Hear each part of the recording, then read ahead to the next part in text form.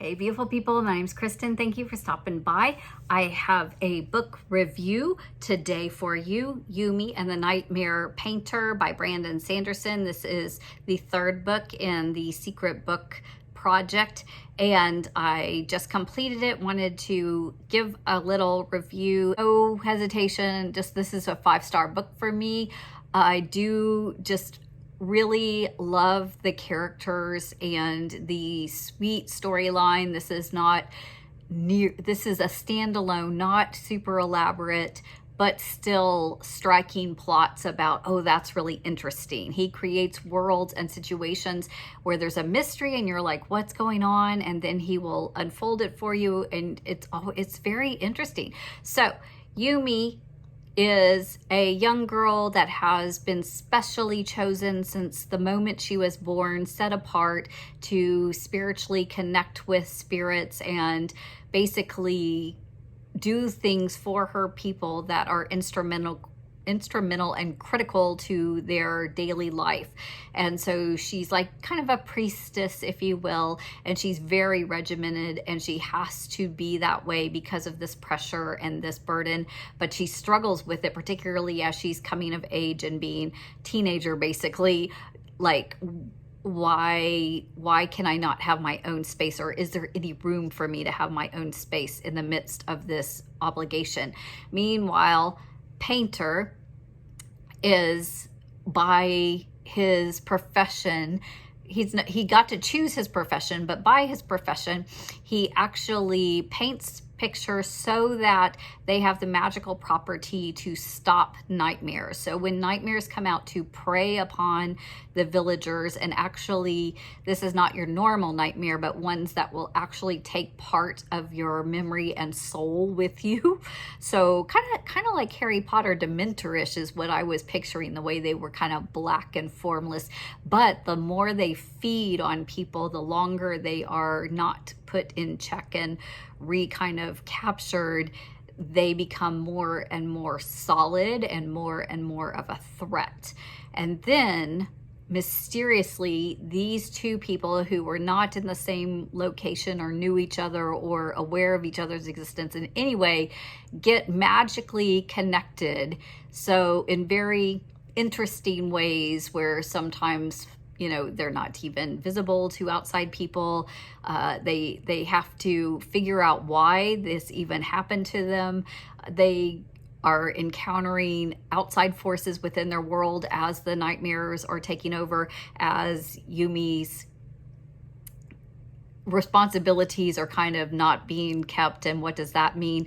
A machine or technology comes along and tries to replace the work of people, and so you have that kind of aspect. Brandon Sanderson notes that this was based in a lot of part on a couple different like video games, and a dedication to his wife, who wanted a stronger nod to romance, because he normally does not have that aspect, but there is a very strong romance connection going on. It, you know, doesn't really develop till much later in the book, so it's not like, if you don't like romance, you won't like this book.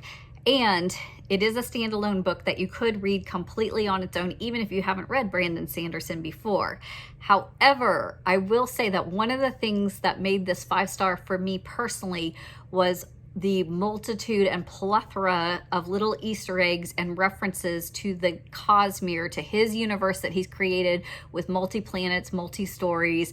And so, do you need to know that stuff to understand what's happening in this story and book? No, not at all. Did you appreciate how he would make a reference to this creature on this other planet, or this person, or this philosophy? Yes, I was so there for that. If you are into Star Trek and then you watched Picard, and it reminded me of that. There was even like a Q character. If you watch Star Trek, Q is the kind of god, spiritual, multi-dimensional being that comes in and kind of messes with them. And this kind of has that kind of character and aspect going on too. And I was just so enthralled with such a fun atmosphere, and I just didn't want to put it down. I pretty much read this 480-page book in pretty much a day. I mean, within 24 hours, I finished this book because it was that good to me. So the last thing I will note that is, if you can somehow get a hold of the collector edition, it has beautiful, beautiful extra art. So like the whole thing has the blues and pinks kind of lines in it and highlights. So like even the tops of the pages, and it alternates between if the words are blue and the line is pink or vice versa, to let you know who's speaking. Is it Yumi or a painter? And then it has just these fantastic illustrations and drawings and whatnot. And it's just so pretty, just so gorgeous. So this is now one of my favorite books. Maybe, and I think it's definitely the most beautiful Brandon Sanderson book that I own. So there is that. I also this week did finish, if you were interested in sci-fi, I did finish book 7, Robert Jordan's A Crown of Swords, which is the 7th in the Wheel of Time. I did like it. I did want to rant a minute. So if you don't even know this book, but you like rants, I don't rant that often, but okay. So Robert Jordan, I know, rest his soul, we shouldn't be complaining, you know, of the dead. But the way he was, every woman pretty much in here seemed like they were on their high horse and I'm going to like, oh, throttle that boy. Oh, I'm going to pull that person's hair. Oh, well, if I get a hold of them, I'm going to spank them. Oh, they just deserve.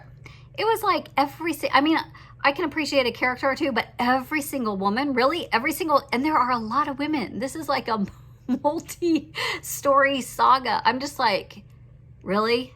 Really? And then the main hero has like 3 women and like we're pursuing all 3. It's like, I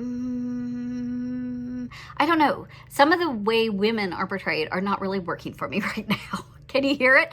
But overall, the magic system, the story, I particularly love Perrin and Matt's dialogues in this. If you're Wheel of Time people, I am very excited to watch season 2 next week. So I will be totally glued to my TV looking at that. And I'm not a TV girl, but yes, I'm very excited about that. And I will be picking up the next book in September and carrying on with that story. But man, I hope he gives a little more character depth and some different interesting personalities to some women.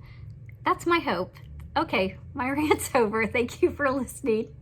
If you have any comments about either Yumi or about Wheel of Time, feel free to drop them in the comments below. I certainly appreciate you stopping by. Like and subscribe. I will see you again soon. Take care.